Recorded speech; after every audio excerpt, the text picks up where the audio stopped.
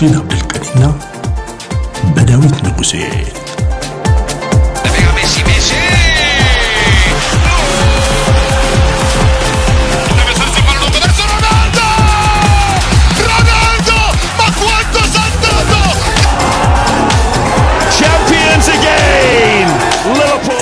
HD Sports ሰላም አድማጭ ተመልካቾች እንዴት አላችሁ? HD ስፖርት ጀምሯል። ለተሰኘው ላይ ነን። ለአንድ ሰዓት ቆይታ እናደርጋለን። በርከት ያሉ ጉዳዮችን እያነሳን ከናንተ ጋር ቆይታ እናደርጋለን።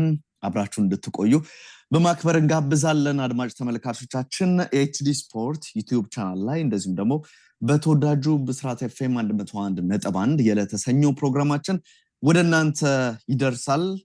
ዛሬ እንግዲህ በርከት ያሉ ጉዳዮችን እናነሳለን። ከፍራንስ ፉትቦል ጋር ሪቻርልሰን ቆይታ አድርጎ ነበር።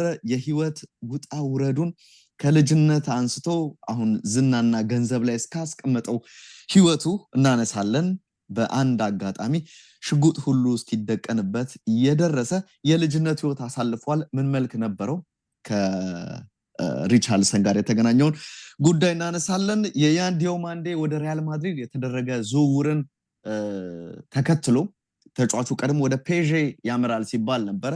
ወደ ፔዤ ያልተዘዋወረበት ምክንያት ምንድነው? ከፈረንሳይ ምንጮች መረጃው ተገኝቷል። ከዛ ውጪ የዲዮማንዴ ዝውውር ስላልተሳካ ፌራን ቶሬስን ለማስፈረም PSG ስራዎችን እያጠናቀቀ ነው። ኦልሞስት ተጠናቋል የሚሉ መረጃዎች እየተሰሙ ይገኛሉ። ይህንንም ጉዳይ የምናነሳ ይሆናል። የክርስቲያን ሮሜሮና የአርሰናልን ስም በጋራ የሚያነሳ የዝውውር ጉዳይም ተሰምቷል። ይህም ጉዳይ እጅግ አስገራሚ ነው። ብዙ ያልተለመደ ከቶተናም ወደ አርሰናል ሊደረግ የሚችል ዝውውር ሊሆን ይችላል። ይህንን ጉዳይ እናነሳለን። ከዛም ውጪ ኤንድሪክ እና ማንቸስተር ዩናይትድንም የሚያገናኝ የዝውውር ጉዳይ አለን። ይሄንንም መረጃ ወደ እናንተ እያደረስን እንቆያለን። ሰፋ ያለ ጉዳይ ነው። ለአንድ ሰዓት ነው እንደምታውቁት አድማጭ ተመልካቾቻችን ቆይታ የምናደርገው። ቻናላችንን ሰብስክራይብ አድርጉ፣ ላይክ አድርጉ፣ ሼር አድርጉ፣ ለሌሎች እንዲዳረስ በማድረግ አብረን እንድቆይ ብዬ ሁሴንን ወደ መድረኩ ጋብዛለሁ። ሁሴኖ እንዴት ነህ? ሰላም ነው ወይ ብያለሁ። እንግዲህ ሀገረ አሜሪካ ሲያትል ከተማ አይደለም ሁሴን የሚገኘው። አድማጭ ተመልካቾቻችን ያለበትን እሱ ቢነግረን ጥሩ ነውና ወደ መድረኩ ልጋብዘውና ሁሴኖ እንዴት ነህ? ሰላም ነው ወይ ብያለሁ። እንዴት ነው ቆይታ? ሆነ ስለማቅ ሰላም ታዲያስ እንዴት ነህ? ሁሉ ሰላም አለን ሁሴኖ አለን። አዎ ምናልባት እንግዲህ የኢንተርኔት መቆራረጥ ካጋጠመኝ እንግዲህ በትዕግስት ሁሉም እንዲጠብቀኝ ነው። ምክንያቱም ያለው ታውን ወጥቼ ወደ እንግዲህ ቤተሰብ ጉዳይ አጋጥሞኝ አዲስ አበባ ነው ያለሁትና ኢመርጀንሲን የመጣሁትና ድንገት ስለዚህ ይሄንን ሰዎች እንዲረዱልኝ ነው። ቢቋረጥ እንግዲህ ወይ ድምጼ ጥሩ ካልሆነ ከወዲሁ አስቀድሜ ይቅርታ አላለሁ። በልጧል ግን እኮ ሲሆን ከአሜሪካው ይሻላል። የሚገርም ይሻላል እስካሁን ያለው ድምፁ ጭራሽ ግሬሱ ምኑም ሁሉም ነገሩ የሚገርም ነውና እውነትህና ያ በጣም ጥሩ ነው። የእውነት ምናልባት እንግዲህ አላቅም ስንጀምር አላልኩም ግን በጣም ጥሩ ነው የእውነት ያንተም ድምፁምና በደንብ ነው የሚሰማኝ። ያው ምክንያት ስለምታውቀው እንደለፈውና ሲሪየስሊ ነው ያንተ ጥሩ ነው ይሰማል። እንግዲህ ምልህ አሁን እንግዲህ ድምፁ እኮ ኔቱ ጥሩ ከሆነ ኢትስ ኦኬ ባለው ሁኔታ ባለው ሪትም ይቀጥላል። ችግሩ ኔቱ ሲቋረጥ ነው። ኔትወርኩ ሲጠፋ ሲወጣ ያኔ በቃ አሮጌ የማይናቸው ድምፅ ይጠፋል። እንኳን አሁን የተመቸ ቀርቶ ሁሌ የምታመጣቸው ይሄ ኢንተርቪዎች ይመቹኛልና የሪቻርልሰንን ጉዳይ በጣም መስማት ስለምፈልግ ልክ እንደ አድማጮች ቢቋረጥ ራሱ እየጠበቅን ምን እያለም የምናነሳ ነው የሚሆነው። የያን ዲዮማንዴ ወደ ማድሪድ ዝውውሩን አደረገ። ፔዦች ይሄን ተጫዋች አጡት። ከጀርባው ምንድነው ምክንያቱ የሚለውንና ትኩረታቸው ፌራን ቶሬስ ሆኗል። እሱ ስላመለጣቸው ፌራን ቶሬስን እዛ ቦታ ላይ አምጥቶ ለመጠቀም ፍላጎት አላቸው። ፌራን ቶሬስም ተጠብቋል አልተጠበቀም አላቅም። ሁሴኑ ባርሴሎናን የመልቀቅ ፍላጎት ነበረው ወይ ብለህ ብትጠይቅ አስገራሚ ነውና ይህንን ጉዳይ በማንሳት እንጀምር ሁሴኑ። ያ ጥሩ ኦኬ። እንግዲህ ፓሪስ ሰን-ጀርመን ቀድሞውን ያሰበው የኢቫሪዮን ነው አንተ የጠቀስከው ያን ዲዮማንዴ ነበር። እንግዲህ ከጀመሩ ላይፕሲግ በማምጣት ነበር ሐሳብ የነበረው ያቀደው። በጊዜው እንግዲህ ዲዮሞንዴ ከፓሪስ ሰን ጀርመን ጥያቄ ሲቀርብለት በእጅጉ ደስተኛ ነበር። ፍላጎቱም ላቅ ያለ ነበር። ራሱንም ክፍት አድርጎ ነበር ይላል ዘገባው። በግልም ቢሆን በቅድሚያ ፓሪስ ሰን ጀርመን ዲዮሞንዴን አነጋግሮት ነበር።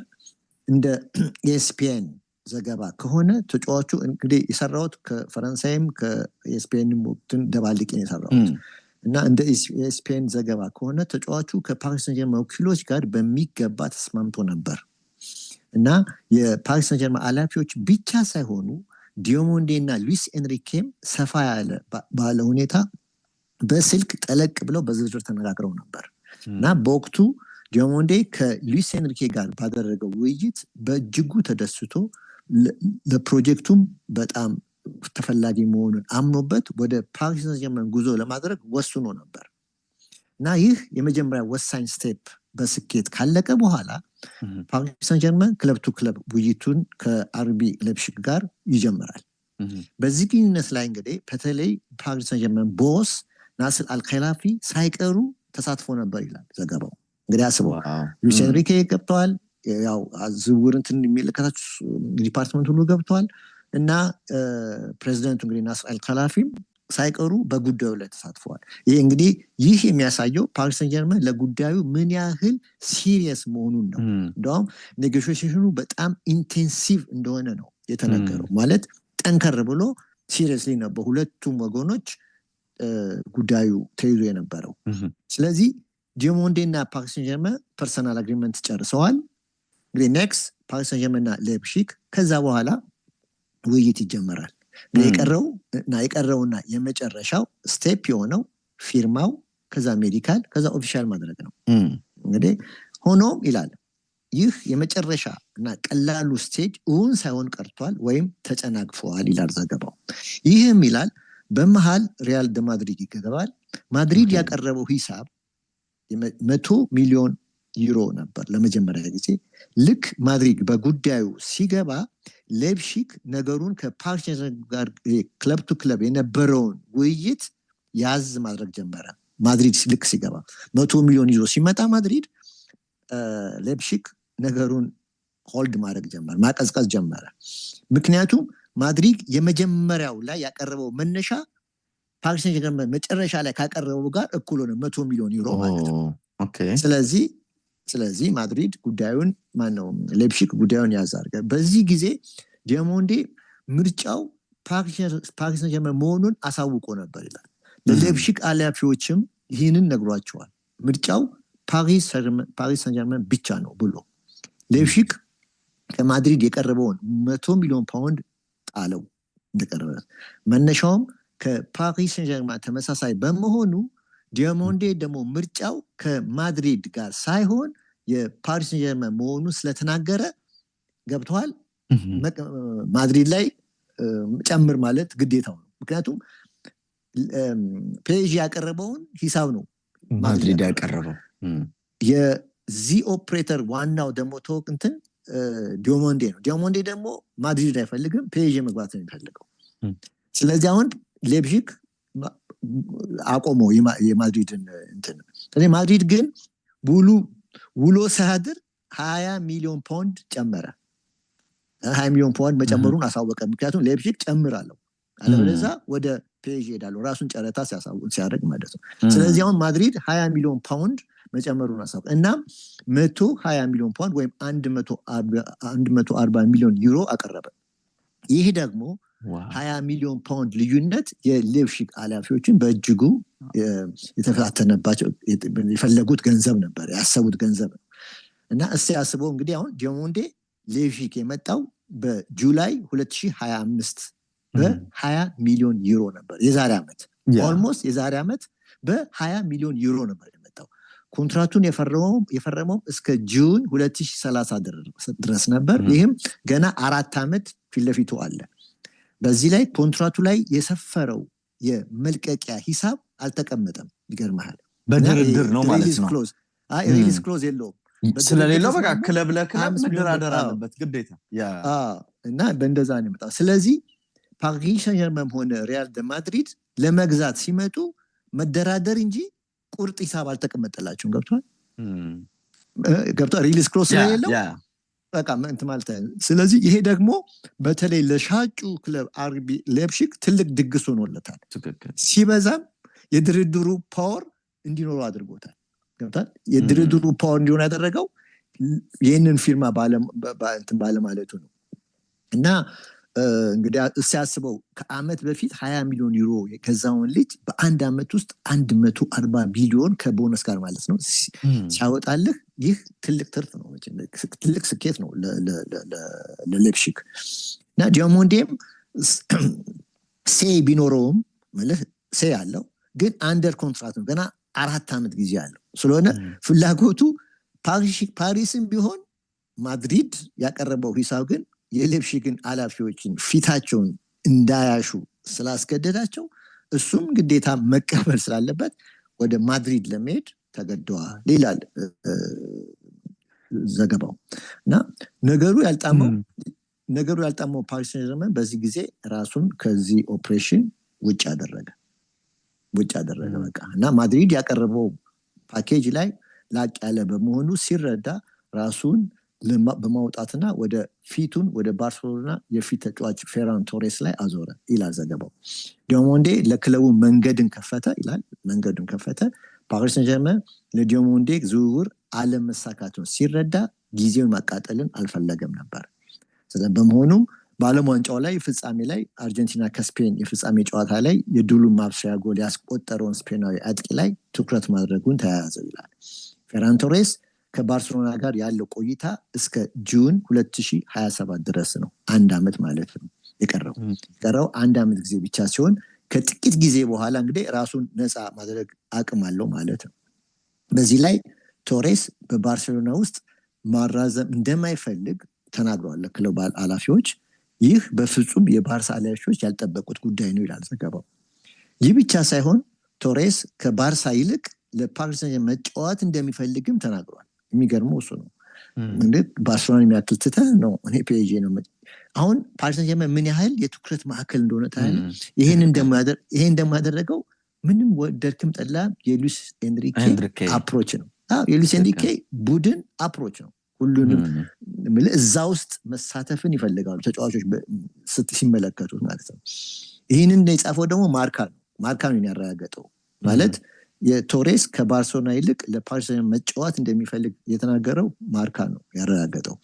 ውሳኔውን የሰሙት ፓሪስ ሴን ዠርመን ኃላፊዎችም ሉዊስ ኤንሪኬም ሆነ ሉዊስ ካምፖስ ጋር ቶሬስ በግል ተነጋግሮ ጨርሷል። ቶሬስ ከሁለቱ ኃላፊዎች ጋርም ቆይታ ካደረገ በኋላ ያለማመንታት እሺ ነበር ያላቸው ማለት ለፓሪስ ሴን ዠርመን ኃላፊዎቹ። ሆኖም ፌራን ቶሬስ ይህንን ፍላጎቱን ለባርሳ ኃላፊዎች ግን አላሳወቀም ይላል ኤኪፕ ትላንት ቅዳሜ ላይ አላሳወቀም ብሏል። እና ከፓሪስ ሴን ዠርመን ጋር ቶሬስ በደሞዝም ሆነ በጥቅማጥቅም ጉዳይ ተስማምቶ ስምምነት ላይ ደርሷል። ውሉንም ለ5 አመት ለመቆየት ተስማምቷል ተብሎ ተነግሯል ይላል ዘገባው። እና ሉዊስ ኤንሪኬ እና የካታር ስፖርት ኢንቨስትመንት 2 ተጫዋቾች ቅድሚያ መስጠቱ ታውቀዋል። አንድ ፌራን ቶሬስ ነው። ሁለተኛው ደግሞ ሚካ ጉድስ የተባለው ይሄ ደግሞ ተጫዋች የኔዘርላንድ አያክስ ተጫዋች የ21 አመት ቤልጂየማዊ ነው። ፓሪስ ሴን ዠርመን እነዚህን 2 ተጫዋች ይፈልጋል። ድርድሩን ፈጥኖ እንዲያልቅ ይሻላል። ጎድስን ግን ከአያክስ ጋር እስከ 2029 ድረስ ነው ኮንትራት ያለው። ከአያክስ ጋርም የተያያዘው ድርድር እየገፋበት ይገኛል።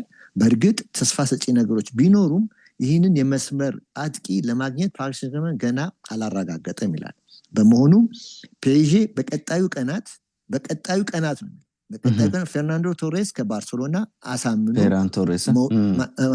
ፌራን ቶሬስን ከባርሴሎና አሳምኖ መውሰድን ይኖርበታል።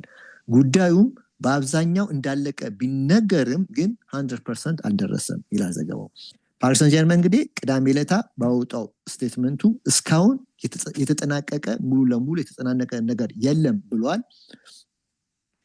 ኢኤስፒኤን ግን ይህን አይቀበልም። ባይገርም ቶሬስ እንግዲህ በዓለም ዋንጫ ፍጻሜ ሊያስቆጥራት ጎል ይላል። ቶሬስ በዓለም ዋንጫ ፍጻሜ ሊያስቆጥራት ጎል እና ከዓለም ዋንጫው ፍጻሜ በኋላ በዩኤስ በሚዲያ ያደረገው የሚዲያ ጉብኝት የገበያውን ዋጋ ሰቅሎታል ይላል። የቶሬስን ዋጋ በእርግጥ 1 አመት ብቻ ቢቀረውም ተጽዕኖ ላቅ እንዲሆን አድርጎታል ይላል። እና ለጊዜው በገበያ ላይ የሚነገረው ፓሪስ ሰን ጀርመን ለዝውውሩ 50 ሚሊዮን ዩሮ አቅርቧል ነው የሚባለው። በእርግጥ ይፋ አልሆነም። ማርካ ግን ይህንን አስቀምጧል። ይህም የቀድሞ የቫሌንሻ ተጫዋች ማነው ፌራን ቶሬስ ማለት ነው የተገዛው ከማንቸስተር ሲቲ ላይ ሲሆን በወቅቱም ባርሳ 55 ሚሊዮን ዩሮ አውጥቶ ነው ይላል። ይህ ቦነስን ሳያካትት ሲሆን በጃንዋሪ 2022 የተከናወነ ነበር። ስለዚህ ቶሬስ ወደ ፓሪ ቢያመራ ከእርሱ ውጪ መጫወት ከስፔን ውጪ የመጫወት ኤክስፔሪንስ በደንብ ስላለው ችግር አያጋጥምበትም ይላል ፓሪስ ሲሄድ።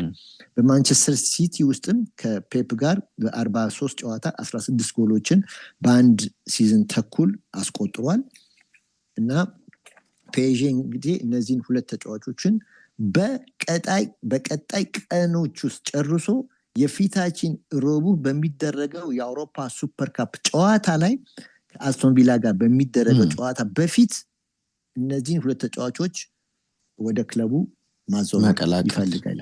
እንግዲህ ማለት እንግዲህ እኛ ሰኞ ስለሚሆን ሬዲዮ ላይ ሰኞ ስለሚቀርብ ምናልባትም እንግዲህ ሰኞ ኦር ማክሰኞ ይሄ ነገር ሊከሰት ይችላል ማለት ነው።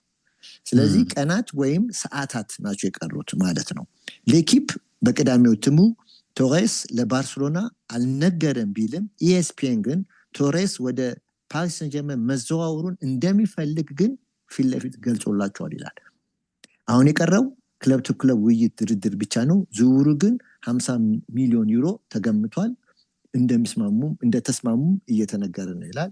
ዲሞንዴ ላይ እንግዲህ ከ100 ሚሊዮን በላይ ማውጣት ነበረበት። በዚህ ሂሳብ እንግዲህ ከአያክስ የ1 ዓመቱን ጎትሰን እና ከባርሴሎና ደግሞ ቶሬስን በ50 ሚሊዮን እንግዲህ ሁለቱንም እንግዲህ ያም 50 ሁለት ተጫዋቾች በአንድ ተጫዋች ዋጋ ፓሪስ ሰን ጀርመን ሊሸምት ለዛም ባነስ አይደለ?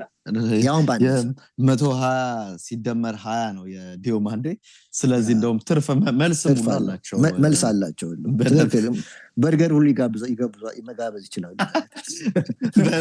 በዛ ሁሉ ብር ከዛ ቤተሰቡን ለስንት ዓመት መጋበዝ የቦታው ነው። እናንተ የምንበላበት በርገር ቤት መሰለህ ጁኒየር በርገር አለች። ዋጋ ያለ ነው። ደስ ከሆነ እንደው ግን ሁሴን ሀሳብን ጨርሰ ከሆነ የተወሰነ አንድ መስገን በእርግጥ ሚካ ጉድስ ናቹራሊ ሌፍት ዊንገር ሲሆን ፓሪስ ሰን ጀርመን በዚህ ልጅ ላይ ያተኮረው ደግሞ የባርኮላ ፓሪስን መቆየት እየጨለመ መሆኑን ያመለክታል ይላል። ሊቨርፑል የባርኮላን ጉዳይ ላይ ጫን እያለ ቢሆንም በመሃል ግን አሁን አርሰናል በዚህ ጉዳይ ላይ መግባቱ ደግሞ ለሊቨርፑል ሌላ ተጫራች መጥቶበታ ይላል። ስለዚህ ጨረታው ላቅ እንደሚልና በመሃል ደግሞ ልክ እንደ ቅድሙ እንደ ላይፕዚሽን ተጠቃሚ እንደነበረው ደግሞ እንደዛም ብዙ ልዩነት ባይኖረውም ፓሪስ ሰን ጀርመን ግን አትራፊ ሊሆን ይችላል ይላል ዘገባውና ይህን ይመስላል። አሁን መናገር ትችላለህ። እንደው ግን ሁሴኑ በጣም አሪፍ የቢዝነስ መንገድ ነው ይሄ። ሉዊስ ኦካምፖስ ይሄ መልመላ ስራዎችን ምናምን የሚሰራው ሰው ነው እና በጣም ምርጥ ዝውውሮችን ትኩረት እያደረገ እንዳለ አሁን የባርኮላ ጉዳይ እንዳነሳው ኦልሞስት ያን ዲዮማንዴን ሊገዙ በነበረበት ሂሳብ ወይ እንዲገዙ በተጠየቁበት ሂሳብ መጠን ወይም እስከ 120 ሚሊዮን ዩሮ አውጥተው ነው ሊቨርፑልም ይሁን አርሰናልም ሌላ የተጫዋቹ ፈላጊ ናቸው ተብሎ የተጠቀሱት ቡድኖች ይህን ያክል ገንዘብ እንዲከፍሉ ይጠበቅባቸዋል። ግን ያንን ገቢ አግኝቶ እዚህ ላይ ደግሞ ሁለት ተጫዋቾችን አምጥቶ ቡድኑን በደንብ ሼክ ማድረግ የሚችልበትን እድል እንዲፈጠር የሚያደርገው ይመስላል ለፓሪስ ሰን ጀርመን። አካሄዱ፣ ቢዝነሱ፣ ሁሉም ነገሩ ደግሞ አሰልጣኙ ሉዊስ ኤንሪኬ ስፔናዊ ነው እንዳነሳው። ፌራን ቶሬስ ስፔናዊ ነው። ደግሞ ሁለት የተከታታይ የአውሮፓ ሻምፒዮንስ ሊግ ዋንጫ ያሸነፈ ቡድን መሆኑ መዘጋት የለበትም። ስለዚህ ቀጣይ ዓመትም ቻምፒዮንስ ሊግ አለመውሰዱን እርግጠኛ አትሆንም። ስለዚህ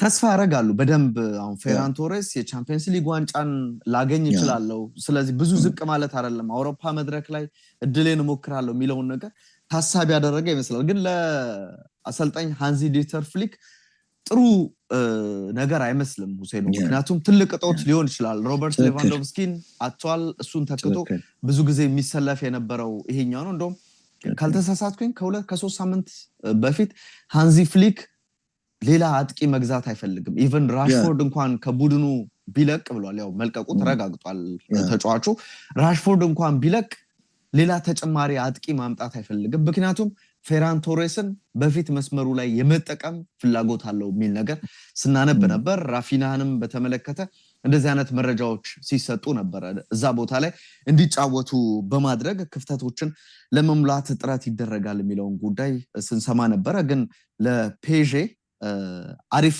ዲል ያለው ይመስላል ሁሴኑ እና እንግዲህ በዚህ መልኩ ይመስላል ሐሳብን ያ ምልህ ትልቅ እንትን ነው አንደኛ ቅድም እንዳልከው አንተ ፓሪስ ጀርመን ለምን ፈለገው ስትል አሁን ባርሴሎና ትልቅ ክለብ ነው ሁለቱ የስፔን ክለቦች ምንም እንትን የለም ትልቅ ክለቦች ናቸው ግን ፓሪስ ጀርመን ለምን ፈለገው ካልክ አንተ እንዳልከው ባክ ቱ ባክ ማግኘቱ አንድ እሱ አለ ሁለተኛ ለሶስተኛው ያልከው ጉዳይ ሌኪፕ በቀደምለት ፓሪስ ጀርመን 3-0 በተሸነፈ ጊዜ ሁለተኛ በማዮርካ በስፔን ላሊግ ሁለተኛ ዲቪዥን ቲም ተሸንፎ ነበር 3-0 ታስታውሳለህ ከሁለት ቀን 3 ቀን በፊት እና በዛ ጨዋታ ላይ ሲሰጥ ምንድነው ያለው ለሶስተኛ ጊዜ የአውሮፓ ቻምፒየንስ ሊግ ዋንጫ አግኝቶ ታሪክ ለመስራት የተዘጋጀው ፓሪስ ጀርመን ያልታሰበ ሽንፈት አጋጠመው ነው ያለው 3-0 ሲሸነፍ ምን ያህል ጎል አድርገው እንዳስቀምጡ ለሶስተኛ ጊዜ ትኩረታቸው ቻምፒየንስ ሊግ ኦፍ ኮርስ ለሀገር ዶሜስቲክ ማቾች ውድድሮች ቀላል ናቸው ምንም እንትን የለውም አሁን ትልቁ የፓሪስ ጀርመን ትኩረት የአውሮፓው መድረክ ነው እና ስለዚህ ጋዜጦችም የፈረንሳይ ሚዲያዎችም ያንን ነው ጎል ያስቀመጡት አይደለም ክለቡ እና ስለዚህ ይሄ ግብ እስካለ ድረስ ማንም ተጫዋች ምልህ እድሉን ካገኘ ይሄን ቡድን ተቀላቅሎ የባለታሪክ መድረክ አሸናፊነት ትክክል ማለት ነው ያንን ማድረግ ይፈልጋል የፔዥን ጉዳይ በዚሁ ካነሳ ነው አሁንም ከዝውውር ጋር ቆይታ እናደርጋለን ሁሴኑ የክርስቲያን ሮሜሮን ጉዳይ አይተው ከሆነ ከአርሰናል ጋር ባለፉት ጥቂት ቀናት ስሙ እየተነሳ ነው የሚገኘው ከ25 ዓመታት በኋላ የሚፈጸም ዝውውር ይሆናል ብሎ ነው መረጃው ጥያቄ አድርጎ የሚያነሳው ክርስቲያን ሮሜሮ በቶተናም የመቆየት ምንም ፍላጎት የለውም ሁሴኑ ተጫዋቹም መልቀቅ ይፈልጋል ራሱ ቶተናምም ተጫዋቹ እንዲለቅ ይፈልጋል የሚል መረጃ እየተነሳ ይገኛል በ5 ዓመት በቶተናም ቆይታ አድርጓል እንግዲህ ክርስቲያን ሮሜሮ እሱን ለመተካት ቫን ሄኬን አስፈርሟል ክለቡ ስለዚህ እዛ ቦታ ላይ ብዙም ችግር ላይኖርበት ይችላል ቢወጣም ችግር የለባቸውም ግን ጠቀም ያለ ገንዘብ ይፈልጋሉ የሚል ነገር አለ ቀድሞ ይሄንን ተጫዋች በተመለከተ ከአርሰናል በፊት ከአትሌቲኮ ማድሪድ ጋር ከሀገሩ ልጅ ዲየጎ ሲሞኔ ጋር ደግሞ ብዙ የአርጀንቲናን ተጫዋቾች ያሉበት ቡድን አሁን እንደው ሊወጡ ካልሆነ በስተቀር እዛ ቢሄድ ብዙም ባይተዋርነት አይሰማውም የሚል ነገር ሲነሳ ነበር ደግሞ ያጫውት መንገዱም ይመስላል አይደል ለዲየጎ ሲሞኔ ግን በቃ የሆነ በየሳምንቱ ቀይ ካርድ የሚወጣ ከተሰለፈ በቀይ ካርድ የሚወጣበትን አይነት አፕሮች ነው የሚመስለው ራሱ የጋላ አይነት ስሜት ስላለው ሲሞኔም ቡድኑም በእንደዚህ አይነት መልኩ ነው የሚጫወተው ኢንተር ሚላንም እየተባለ ነው የሚገኘው ሁሴኑ ይሄንን ተጫዋች በተመለከተ ግን ወደ ኢንተር ሚላን የመሄድ ዕድሉ ምናልባት ጆን ስቶንስን ስላስፈረሙ ኢንተር ላያስፈረመው ይችላል የሚሉ መረጃዎች እየወጡ ይገኛሉና ምናልባት አሁን ታንጀብል በሆነ የተጫዋቹ ፈላጊ ሆኖ ወይም ተጫዋቹን መግዛት የሚችሉ ክለቦች ከተጠቀሱ እነዚህ ሁለት ክለቦች አትሌቲኮ ማድሪድ እና አርሰናል ሊሆኑ ይችላሉ የሚል ነገር ተነግሯል ግን በምን ሁኔታ ቶተናም ለአርሰናል ይሄንን ተጫዋች ይለቀዋል የሚለው ጉዳይ ይጠበቃል ትኩረት የሚስበው ቢጠናቀቅ በጣም አስገራሚው የዝውውር ሁኔታ ሊሆን እንደሚችል ይሄንን ተጫዋች ልጠቅስ ትችላለህ እንግዲህ የሶል ካምቤልን 2001 ላይ ከስፐርስ ወደ አርሰናል የተደረገ ዝውውር ይነሳል ግን ከዛም ይሄኛው የሚለየው ነው የሶል ካምቤል በነፃ ነው አይደል ፍሪ ኤጀንት ሆኖ ነው አርሰናልን የተቀላቀለው ጁዳ ያሉት ማለት ነው የስፐርስ ያንን ዝውውር ሲያደርግ ምንም ሰይ የለውም በነፃ ስለሆነ ውል ስለሌለው እንደፈለገ ነው አርጎ ወደ እንግዲህ እነሱ ኤነሚ ወደሚሏቸው አርሰናሎች የተጓዘው ይሄኛው ግን ተጨማሪ ውል አለው አሁንም 3 አመት ውል አለው በቶተናም የሚያቆይ ስለዚህ ቶተናም ተደራድሮ ነው ከአርሰናል ጋር ይሄንን ተጫዋች ከሸጠው እንዳነሳው ጁዳስ ብለው የቶተናም ደጋፊዎች ያንን ዝውውር ጠቅሰውት ነበር ላለፉት 25 አመታት ከአንደኛው ክለብ ወደ ሌላኛው ክለብ ተጫዋች የለም ምናልባት እንደ ዊሊያም ጋላስ አይነት ተጫዋች ከአርሰናል ጋር ያለው ኮንትራት መጠናቀቅን ተከትሎ ልክ እንደ ሶል ካምቤል ሁሉ ስፐርስን ተቀላቅሎ ነበር ታስታውሳለህ 2010 ላይ ከጋላስ በኋላ የአይነት ዝውውር የለም እነዚህ አሁን የጠቀስናቸው ዝውውሮች በነፃ የተደረጉ ናቸው የሮሜሮ ግን ትልቅ ገንዘብ ተከፍሎበት ሊሆን ይችላል የሚል ነገር አለ ደሰንን ጠቅሶ መረጃው ሲናገር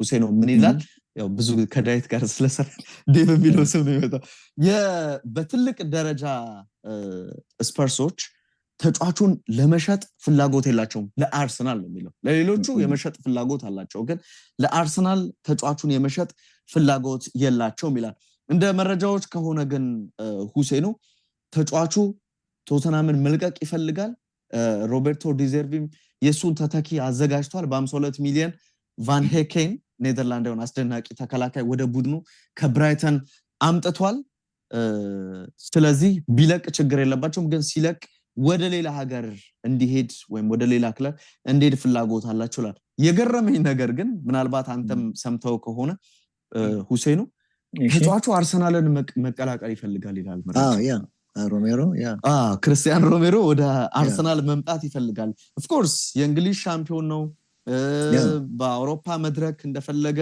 መጫወት ይችላል የአውሮፓ ላይ ሶስት አመት በተከታታይ እኮ ኳርተር ፋይናል ሴሚ ፋይናል ፋይናሊስት የሆነ የሆነ ቡድን ነው ለአራት አመት ፕሪሚየር ሊግ ላይ የሲቲ ተፎካካሪ የሆነ ቲም ነው መጨረሻ ላይ ያገኘው ወይ አንደኛ ወይ ሁለተኛ ስለዚህ መዋዠቅ ያላሳየ ቲም ነው ገብቷል በአውሮፓም በሀገር ውስጥ ትክክል እንደዚህ አይነት ቡድን ነው ወደዛ ሄዶ መቀላቀል የብሩኖ ጊማራይሽም ዝውውር ከተጠናቀቀ በኋላ ራሱ ያንን የተናገረው በቃ ዋሪየር ነኝ በደንብ የሚገባውን እሰጣለሁ ለዚህ ቡድን ከዚህ በኋላ ብዙ ነገሮች ብዙ በጋራ የምናሳካቸው ነገሮች አሉ ይላል ይሄ ንግግር ብቻ ቡድኑ አላማው ወይም ከዚህ በኋላ የሚንቀሳቀሰው ያገኘውን ዋንጫ ብቻ ያስቀጠለ ሳይሆን ተጨማሪ ዋንጫዎችን ለሁሉም ዋንጫ ነው የምንፋለመው ብሏል አርቴታ በመንሰማራበት ግንባር በሙሉ አሸናፊ ለመሆን ነው ፍላጎታችን የሚል ነገር አንስቷል አትሌቲኮ ማድሪድ 40 ሚሊዮን ነው እንግዲህ ለማቅረብ ፍላጎት አለው የተባለው ቀድሞ ከዚህ አነስ ያለ ገንዘብ ነበር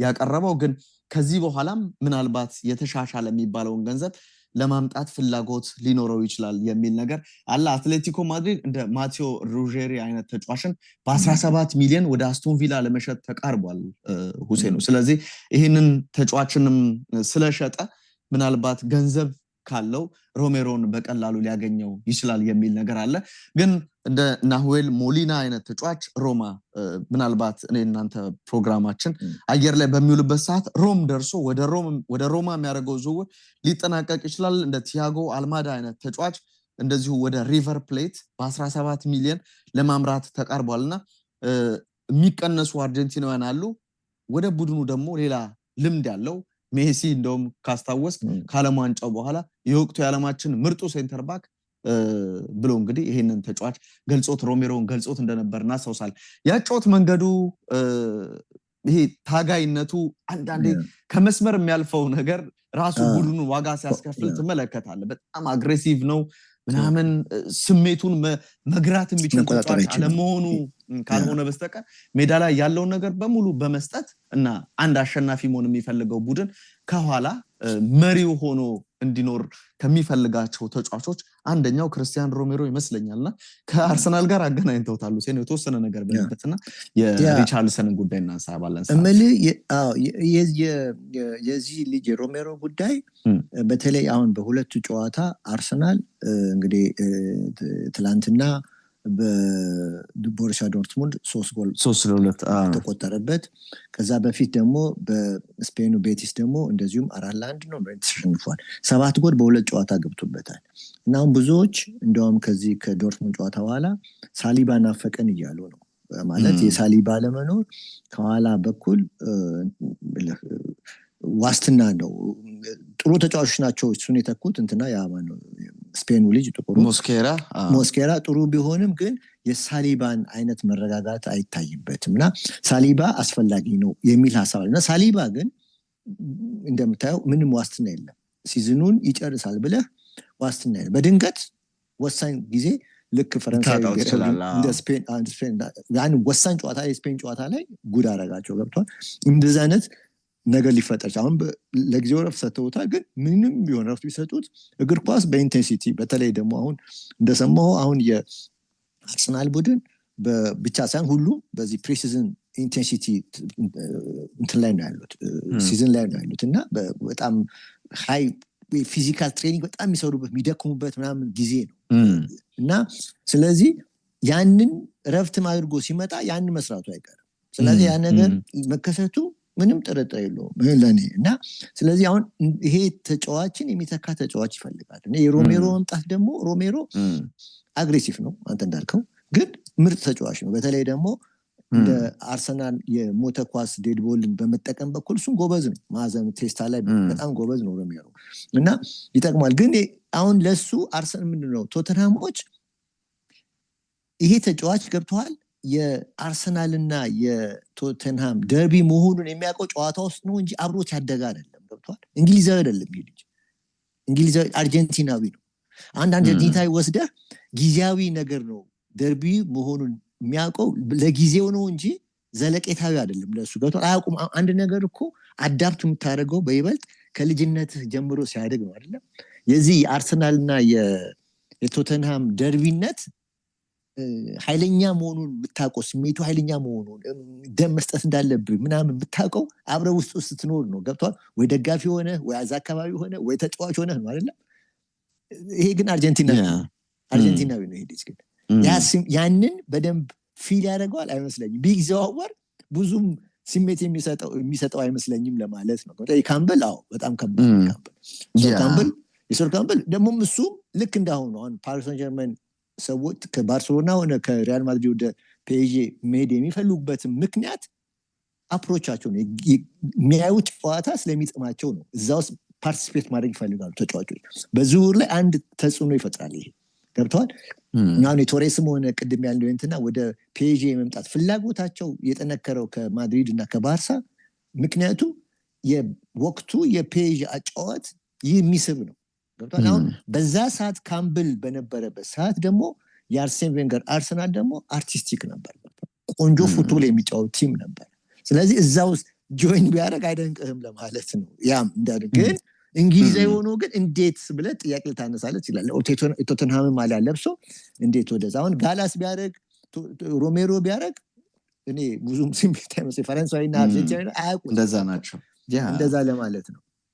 እንግዲህ እንዴት ይሆናል ግን ያስፈልገዋል። አርሰናል አንድ ሴንትራል ዲፌንስ ግን አስተማማኝ ይፈልጋል የግድ። መች እንደሚመለስም አልታወቅም እኮ የዊሊያም ሳሊባ ጉዳይ አሁንም ኤክስቴንድድ ታይም ሊፈልግ ይችላል የሚል ነገር እየተነሳ ነው የሚገኘው።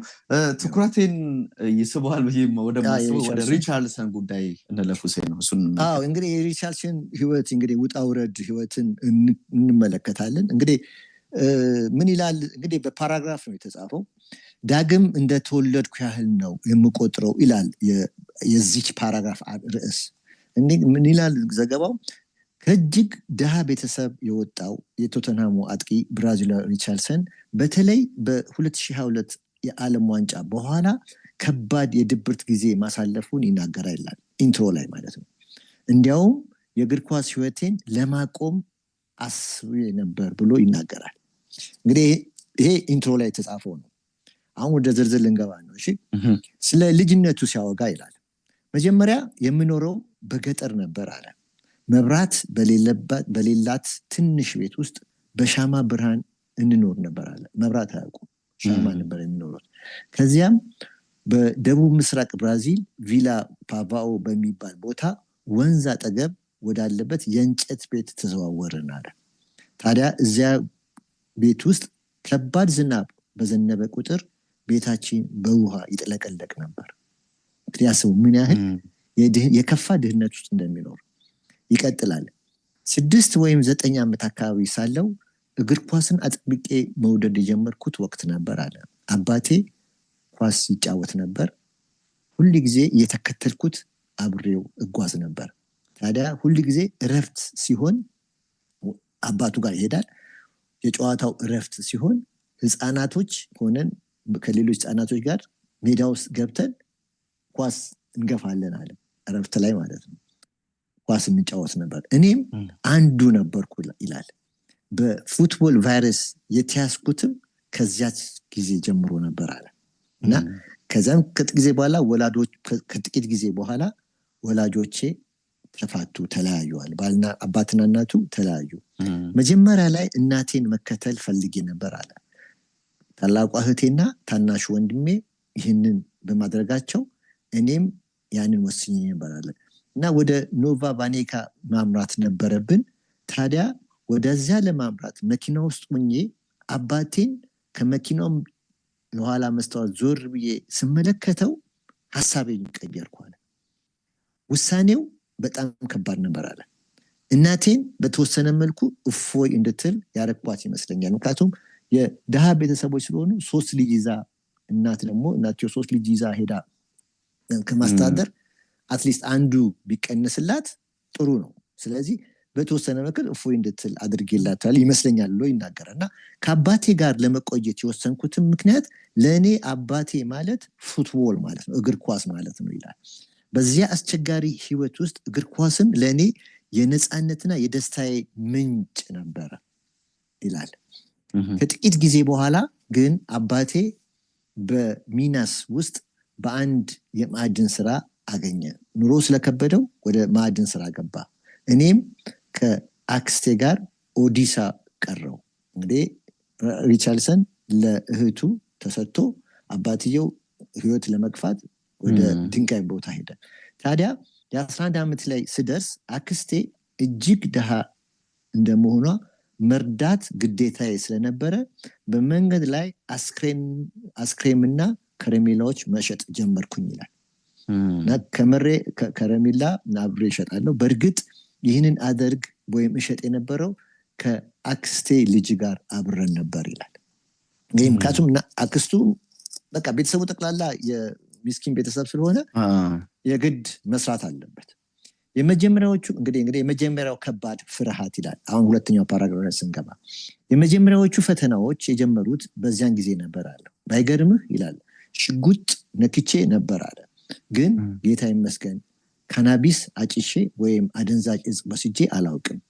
ጥሩ የቤተሰብ አስተዳደግ ነበረኝ። አክስቴ ህይወት ቢከብዳትም ጥብቅ ነበረች፣ እኔም እፈራት ነበር እያለ እየሳቀ ነው የሚናገረው። እና መቅበጥን አትፈልግም፣ እኔም መቅበጥም አልችልም ስለምፈራት ይላል። ታየኝ ኮሪደርስ የሚፈራው ሰው እንዴት ነው የሚፈራለው? ምንም ዋሪየር ነው ኮሌ። በጣም የሚገርምህ ለአንድ የፖሊስ ቡድን መጫወት ጀምሬ ነበር አለ። ያንን ያደረኩት ደግሞ እስር ቤት እንዳልገባ ብዬ ነበር። ምክንያቱም በዙሪያ ያሉት ጓደኞቼ በጠቅላላው በወንጀል የተጨማለቁ እንደመሆናቸው እኔም ለዚህ ውሳኔ በቃው ይላል። እዛ አካባቢ ጓደኞች ሁሉ ስለሚያዙ ስለ ፖሊስ ቡድን መጫወት ጀመር። አንዳንዶቹ ጓደኞቼ በህይወት የሉም፣ ተገለዋል አለ። ሌሎቹ ደግሞ እስር ቤት ናቸው። በእርግጥ እነሱን መውቀስ አልፈልግም አለ። ምክንያቱም ምንም ነገር ሳይኖርህ ለወንጀል አንዳንዴ ትገደዳለህ። ያንን ስትከተል ደግሞ የሚመጣብህ ፈተና በጣም ከባድ ነው ይላል። ኑሮ በጣም ስለሚጓዝ ወደ ወንጀሉ ሲገባል፣ መስረቅ፣ መግደል ምን ማለት ይጀምራሉ። ገብቷል። ድራግ ማመላለስ ምናምን ውስጥ ይገባሉ። በዚህ ላይ ያለ ቤታችን ከአደንዛዥ እጽ ነጋዴዎች ዋና መሰብሰቢያ አጠገብ ነበር አለ እና ሁሉ ነገር እመለከታለሁ አለ። ሽጉጦችና አደንዛዥ እጹ ሲደበቁ በአይኔ ሁሉ ጊዜ የማየው ነገር ነው አለ። ምንም ለማንም አልናገርም ነበር አለ። በዛ ቆሻሻ መሃል ውስጥ መኖር ከባድና አንዳንዱም አስፈሪና አደገኛ ነበር ይላል። ስለ አንድ ምሽት ሲያወራ አንድ ምሽት አለ ከጓደኛዬ ጋር እግር ኳስ ተጫውተን ወደ ቤት ስንመለስ 2 ወጣቶች ሽጉጥ ይዘው ወደኛ እየሮጡ መጡ አለ። በወቅቱ እኔ የሳንቶስን ማሊያ ለብሼ ነበር አለ። የፀጉር አቆራረጤ ደግሞ የኔይማር አይነት ነበር አለ። እና የኔይማር አይነት አቆራረጥ ሞሪቻን ይባላል በብራዚል በፖርቹጊዝ። ታዲያ እዚያ ቦታ ላይ የተገኘው የአደንዛዡ እጽ ለመሸጥ መስሏቸው ነበር። እዛ እነሱ የተገኙት አሁን ሪቻርድሰን የተገኙት አደንዛዥ እጽ ለመሸጥ የመጡ መስሏቸው ነበር አለ። ያሰቡን በዚያ አይነት ነበር አለ። በፋቬላ ውስጥ በዚህ ወንጀል ውስጥ የሚሰማሩ ልጆች የተለያዩ የክለብ ማሊያ አጥልቀው ነው የሚሰማሩት። ሲሰማሩ ልጆችን ያሰማሯቸዋል፣ ገብተዋል፣ እና ማሊያ ለብሰዋቸዋል። ይህ ልክ እንደ ዩኒፎርም ተደርጎ ተወስዷል አለ። እና ስለዚህ እኔ ማለት እነዚህ ሰዎች እሱም የሳንቶስን ማሊያ ስላደረገ ስለዚህ እነዚህ ሰዎችም ያሰቡት እኛ በእነርሱ ክልል የንግድ ቦታ ላይ እጽ ድራግ የምንሸጥ አስበው ነበር ይላል። ህፃናቶችን የሚጠቀሙት ገብቷልና እነዚህ ልጆች እዛ አካባቢ መጥተው የሚሰሩ ነው የመሰላቸው። ሌላ አካባቢ መስሎ አያውቋቸውም ፊታቸውን፣ ገብቷል። ለዛ እኮ ነው። ታዲያ ከሁለቱ አንዱ ትንሽ ድራግ የወሰደ ይመስለኛል አለ። ሽጉጡን በግንባሬ ላይ ደገነብኝ አለ። በጣም ተናዶ ነበር አለ።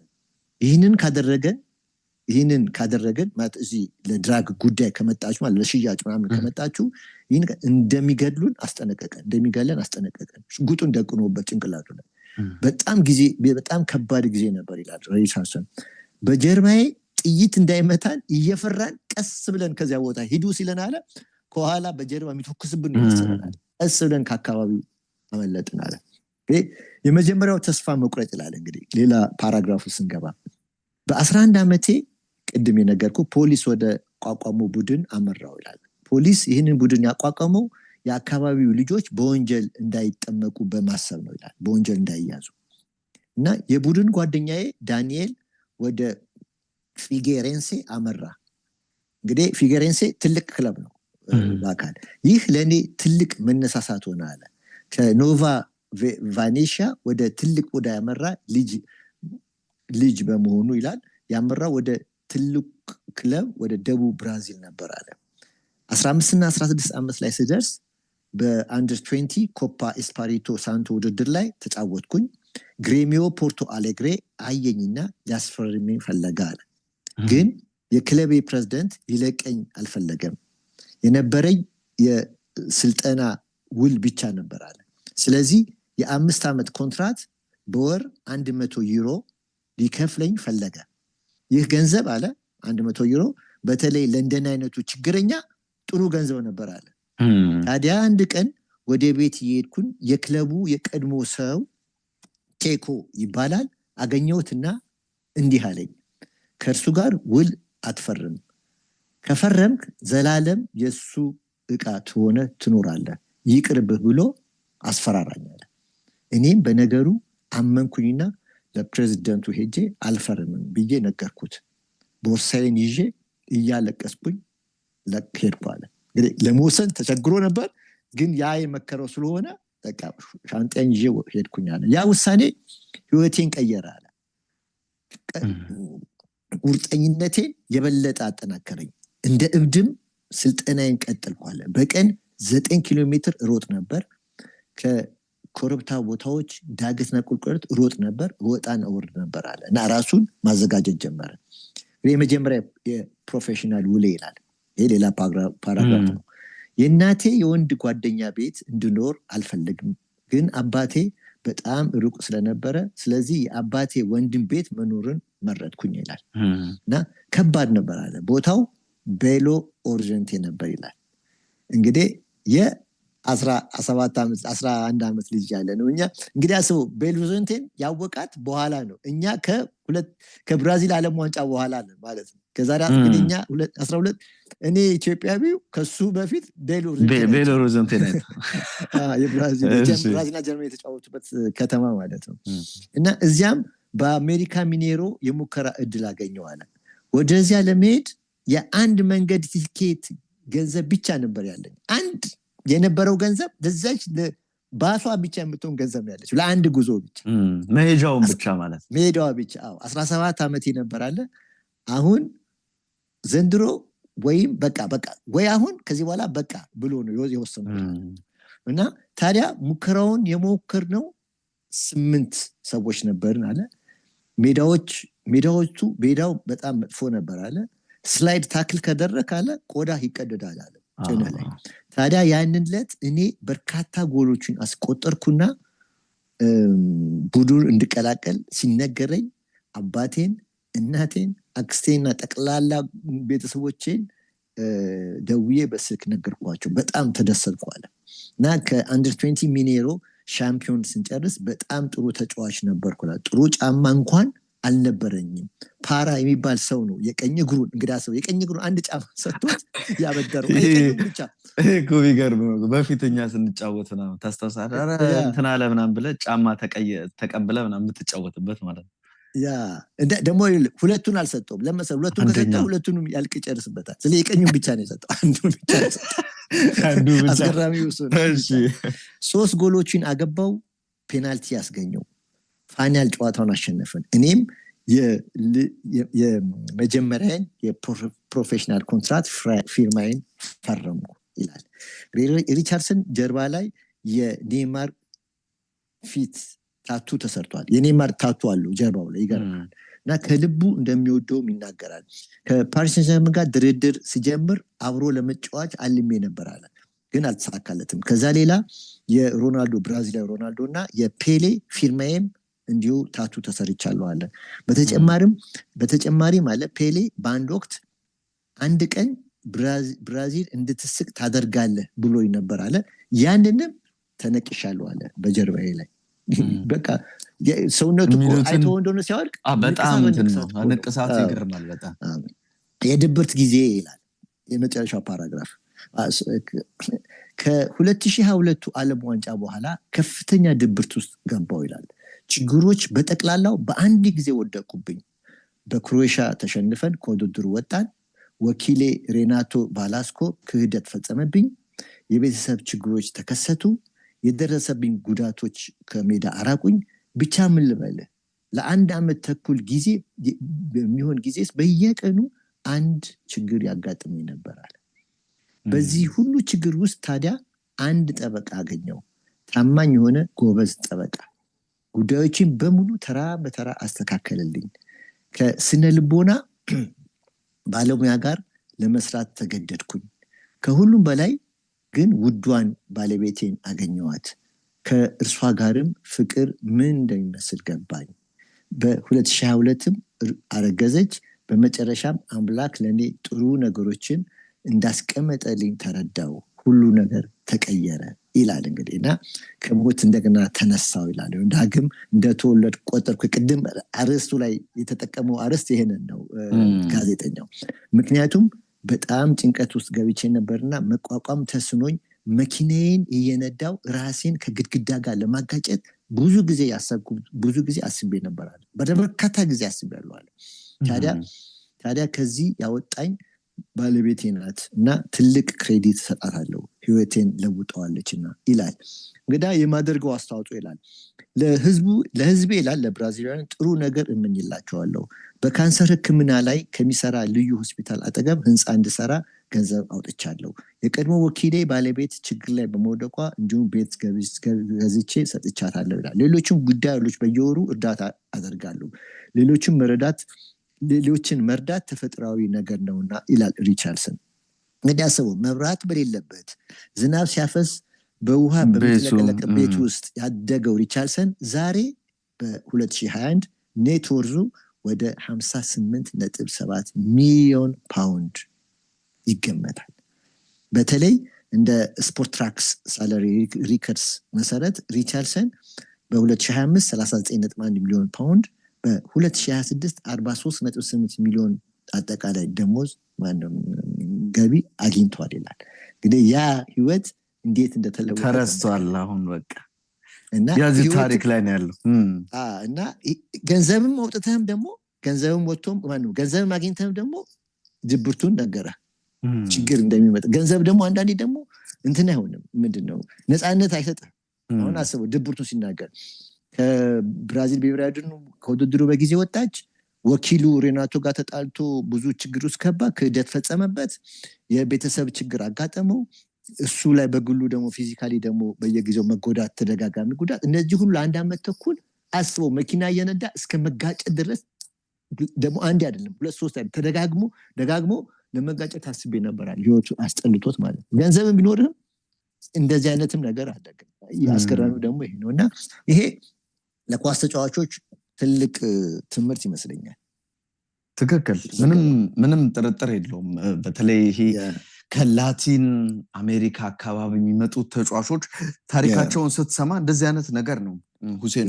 ሜዳ ላይ ብዙዎቹ የሱዋሬዝ ጫማ እንዳልነበረው ለልምምድ ሲሄድ ምናምን በባዶ እግሩ ተጫውቶ እንደሚያውቅ ምናምን እና ይሄ ሜዳ ላይ ያላቸው ኔይማር ብራዚል ቤታቸው እኮ አባቱ የመብራት መክፍያ ለመንግስት የምትከፍለው መብራት ቢል መክፈል አቅቶት በጨለማ ውስጥ ሊኖሩ ነበር። በጣም አሁን የእንትናን ሰምተዋል። ትላንትና ለምሳሌ ስለ ማነት ትላንትና ይሄን ሰሞን ይወጣል የጋብሪኤል የጋብሪኤልን የሚኖርበትን ቤት ምናምን አይተዋል። በጣም የወደቀ ቤት፣ ከዛ ወጥቶ ጭፈራ ኖሮ ታለብሶ ልብስ በቃ እናትየው እንዴት አስተዳደጉን ድህነታቸውን ስታወራ የብሩኖ ጊማሬሽ ራሱ አላየኸውም? 39 ቁጥሩ ለምንድን ነው ሲባል አባት የሚነዳት ታክሲ ነበረች እና ቁጥሯ 039 ነው። እሷ ለቤተሰባችን ለኔም ለቤተሰባችንም ወሳኝ ነች። በጣም ታዲያ እዚህ ያደረሰቻቸው የዛ ገንዘብ ብሎ ያቺን ታክሲዋን ቁጥር ለማለት ነው። እና ሁሌም በቃ ከዚህ በኋላም ሁሌም ስጫወት ካያችሁኝ 39 ቁጥር ነው ብሏል ሁሴን። እና እንዴት እንትን እንደሆነ ለየት ያለ ነገር እንዳለው የሚታገሉት ተጋጣሚን ብቻ ሳይሆን ድህነትንም ያሳለፉትንም መጥፎ ነገር ነው። ብራዚል በነበርን ጊዜ አንዴ ብራዚላኖችን ስናናገራቸው የሚሉን በቃ ማንም ብራዚላዊ ሲያድግ ልጅ ከወለደ እንደ ፕሮጀክት ነው የሚያስቀምጠው። ገንዘቡን ሌላ ቦታ ለትምህርት ብሎ ኳስ ተጫዋች እንዲሆን እሱ ላይ ነው ኢንቨስት የሚያደርገው መጨረሻ ላይ ህይወቱ እንደው። ምክንያቱም እጅግ በጣም ብዙዎቹ አውሮፓ ሄደው ሀብታሞች ነው፣ ሮናልዶ ካካ ምናምን ስትል ሮናልዲኖ ምናምን። ስለዚህ ሁሉም ያንን ለማግኘት ነው ያን ድሪም የሚያደርገው። እና ኦስካር አላየሁም እንዴ በ25 በ26 ዓመቱ እንዴት ነው ሲባል በቃ ነገ ችግረኛ መሆን አልፈልግም ማለት በሳምንት የሚከፈለኝ 400,000 እና ከዛ በላይ ፓውንድ ይሻለኛል አለ። ግን የሚገርም ግን አሁን ኔይማርን ተወስደው አባትየው የመብራት የኤሌክትሪክ ቢል መክፈል አቅቷቸው ጨለማ ውስጥ እየኖሩ እንደዛ አድርጎ ለአንድ ድግስ ግን ለልጃቱና ለእሱን ነው በቃ ማለስማማበት። አንዳንዴ ይሄ ኋላህን መርሳት የሚባለው ነገር አለ አይደል ሁሴን ነው። እዛ ላይ ኑር ሳይሆን ግን ደግሞ የምታገኘውን ነገር በአግባቡ አይነት ነገር ኦፍ ኮርስ ፓሪሶቹ መቼም 7 ዘሩን በደንብ አድርጎ የሚያኖርበትን አይነት ብር ሰጥተውት ሊሆን ይችላል ላይቸግረው። ሳውዲ አረቢያ 5 ጨዋታ ተጫውቶ አይደለም ያሁሉ ገዝ በጎሎቹ በምናምን እያነሳን ነበር ያስታውሳለሁ። የእንትናን የመጨረሻው ዜና አብራና ጊዜ አለ 8 ደቂቃ አለ። የኤንድሪክ ጉዳይን እንመልከት። እንግዲህ የኤንድሪክ ጉዳይ ከጊዜ ወደ ጊዜ ተጫዋቹ ከማድሪድ የሚለቅባቸው ምክንያቶች በጣም እየሰፉ የመጡ እንዳለ የሚያሳይ ነው ሁሴን። እንግዲህ ከሰሞኑ የያን ዲዮማንዴ ዝውውር ተፈጸመ። ስለዚህ የመሰለፍ ዕድሉ የበለጠ ይጠባል። ሮድሪጎ ጎየሽ ወደ ቡድኑ ሲመጣ እንደዚሁ በደንብ የመጥበብ ነገር ይኖረዋል። ትንሽ ደግሞ ተስፋ የነበረው ምናልባት የመጫወት ዕድል ምናምን ከተባለ ኪሊያንን ከግራ ካስነሱት ከዛ እሱ ከፊት ላይ ሆኖ የመጫወት ነገር ሊኖር ይችላል የተባለውን ወደ አርሰናል ከሄደ ቪኒ ጁኒየር እየተባለ ነበር። ቪኒም ውሉን አራዘመ። ስለዚህ አሁን ምን ቀረው? ደግሞ ስቴሪዮታይፕ እንዳይሆንብን ሁሴኑ እርግጠኛ አይደለሁም። በቃ ጆዜን ሁሌ የምንፈረጀው በአንድ አይነት መንገድ ስለሆነ በቃ ወጣት ተጫዋች አይወድም፣ ታጋይ ነው ምናምን። ዴንዚል ደምፍራይስ እና ትሬንትን ገና ሲፈርም በቃ ትሬንት አበቃለት ነበር እያለን የነበረውና አንዳንድ መረጃዎች ትሬንትን አማካይ ላይ አድርጎ ሊጠቀሙ ይችላል ምናምን የሚሉ ነገሮች ስንሰማ ነበር። ጆዜ ለእንደዚህ አይነት ይሄ ገና ፖቴንሻል ላለው ፕሩቭን ላልሆነ አቅም ወይም ብቃት ያን ያክል እድል ይሰጣሉ ወይ ትልቅ ጥያቄ አለ እና ራሱ ሬጉላር የመጫወቻ ጊዜ በቂ የሚባል የመጫወቻ ጊዜ ይሄ የ20 ዓመት ተጫዋች በማድሪድ ያገኛል ወይ የሚለውን ጉዳይ በጥያቄ ምልክት ውስጥ አስቀምጦታል። በሊዮን አምና ጥሩ ጊዜን አሳልፏል። በተለይም ደግሞ 5 ግቦችን አስቆጥሯል። 7 የመጨረሻ ኳሶችን አመቻችቶ ማቀበል ችሏል። እንግዲህ በብራዚል ብሔራዊ ቡድንም ውስጥ እንዲካተት ሆኗል እንደምታስታውሰው በዚህ በዓለም ዋንጫውም ላይ እና ያው ብዙ ጊዜ እናነሳዋለን ዣኦ ፔድሮ እኔ ተዘርፏል ነው ብለው ብራዚል ብሔራዊ ቡድን ውስጥ ያልተካተተ ምንም ምክንያት የለውም። ኔይማር ባለው ብቃት ደግሞ እኮ ኔይማር ተብሎ እዛም ሄዶ ያን ያክል እድል አለመሰጠቱን ስታይ ይሄ ደግሞ በጣም ምርጥ ተጫዋች እንደሆነ በቃ የሰራተኛ አይነት ተጫዋች እንደሆነ የዣኦ ፔድሮን ጉዳይ ስትመለከት ያን ነገር ታያለ። እንግዲህ ይሄ ተጫዋች ወደ ብራዚል ሄዶ በዓለም ዋንጫ ያን ያክል ስኬታማ ጊዜ በተለይም ደግሞ ካስታወስ የኖርዌው ጨዋታ ላይ የሳተውን ከግብ ጠባቂ ጋር ፊት ለፊት ተገናኝቶ ያመከነውን ኳስ ስታይ በቃ በደንብ የሚያስቆጭ አይነት ነገር ነው። ዞሮ የሪያል ማድሪዱ አሰልጣኝ ጆዜ ሞሪኖ በቂ የሚባል የመጫወቻ ጊዜ ለዚህ ተጫዋች ይሰጡታል ተብሎ አይጠበቅም። እንደ ቲም ቶክ መረጃ ከሆነ ተጫዋቹ የወደፊት ሁኔታውን በቀጣዮቹ ጥቂት ቀናት የማሰብ ነገር ውስጥ ሊገባ ይችላል የሚል ነገር አለ። የተጫዋቹ ወኪሎች ኦልሬዲ ብዙ መዳረሻዎች ብለው ያቀዷቸው ቦታዎች አሉ። እነሱን ከወዲሁ የማየት ስራ ውስጥ ገብቷል የሚል ነገር ተነስቷልና ብዙ የፕሪሚየር ሊግ ክለቦች የማይጠቀስ ቡድን የለም ሁሴኑ። ከነዚህ ውስጥ እንግዲህ ይህንን መረጃ እንድናነሳ ያደረገን ማንቸስተር ዩናይትድ ነው። ማንቸስተር ዩናይትድ ምናልባት እስከ 70 ሚሊዮን ፓውንድ በሚደርስ ገንዘብ ይሄንን ተጫዋች ለማስፈረም ሙከራ ያደርጋል የሚል መረጃ ወጥቷል። ዩናይትድ ቤት አሁን እንደምትመለከተው ሁነኛ ጨራሽ የምትተማመንበት የሚባል የፊት መስመር አጥቂ የለም። ደንበኛ አጥቂ ሆኖ ሊጫወት የሚችል ተጫዋች የለምና እዛ ቦታ ላይ ቢመጣ ብለው በዩናይትድ በኩል የማመን ነገር አለ ይላል። ቼልሲ የረጅም ጊዜ ፈላጊ ነው ይላል። አርሰናል፣ ሊቨርፑል፣ ማንቸስተር ሲቲ ሌሎች ፖቴንሻል ዴስቲኔሽንስ ብለው ነው ያስቀመጧቸው። ቶተናም፣ አስቶን ቪላ ደግሞ ቀድሞ የሚያውቀውና አሁን በፉልሃም አሰልጣኝ ሆነው አልቫሮ አርቤሎም ይሄንን ተጫዋች ወደ ፉልሃም የማምጣት ፍላጎት ይኖራቸዋል። አሁንም ግን ይላል ሪፖርቱ ሲቀጥል የማድሪዱ ፕሬዚዳንት ፍሎረንቲኖ ፔሬዝ የዚህ ወጣት ተጫዋች ፖቴንሻል እንዳለው ትልቅ እምነት አላቸው ይላልና በዚህ ወጣት እድሜው ቅድም እንዳነሳው ገና በ20 ዓመቱ ማድሪድን ለቆ እንዲወጣ ያደርጉታል ወይ ትልቅ ጥያቄ አለ። ያ ነገር እንዲሆን ፍላጎት የለውም የሚል ነገር አለና ብቸኛው አማራጭ በውሰት ማድሪድ መዳረሻው ቢሆን ብሎ ወደሚያስበው ቡድን የመልቀቅ ነገር ይኖረዋል። ኢቭን በቋሚነት ወደሚለው አማራጭ ውስጥም የመሸጥ ተጫዋቹን አሁን በቀጥታ በውሰት ከዛ በቋሚነት ወደሚለውም ነገር የመውሰድ ምንም አይነት ፍላጎት የላቸውም የሚል ነገር አለ። እንዳልነው አልቫሮ አርቤሎዋ በፉልሃም እየተመለከትነው ነውና ምናልባት ይሄ እድል ለፉልሃም ሊሰጠው ይችላል የሚል ነገር ተነስቷል። ግን ማንቸስተር ዩናይትድ ይሄንን ተጫዋች ማሳመን አለበት። ተጫዋቹ ልክ ቅድም የፌራን ቶሬስን ስታነሳ እንደነበረው በይፋ ሳወቃቸው የሚለው ነገር እንደተነሳ ይሄኛውም ተጫዋች ማድሪድን በጣም እንደሚወድ ይታወቃል። ቪኒም ማድሪድን ይወዳል።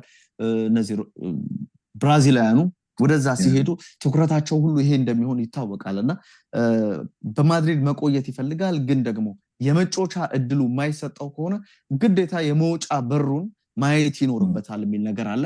ስለዚህ ይሄንን ተጫዋች በተመለከተ የኤንድሪክን ጉዳይ በተመለከተ ምናልባት መዳረሻው ሌላ ክለብ ሊሆን ይችላል።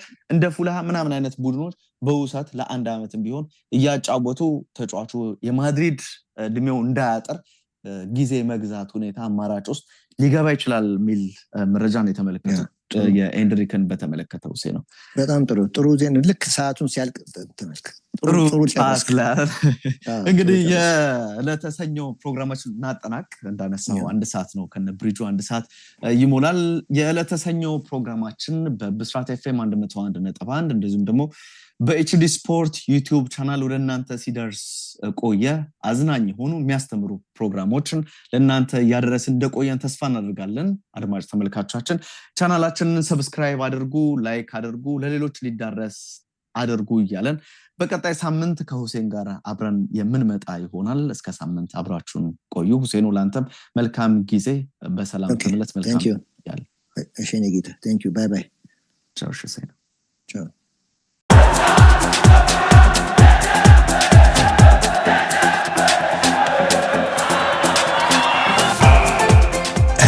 HD Sports በሁሴን አብዱልቀኒና በዳዊት ንጉሴ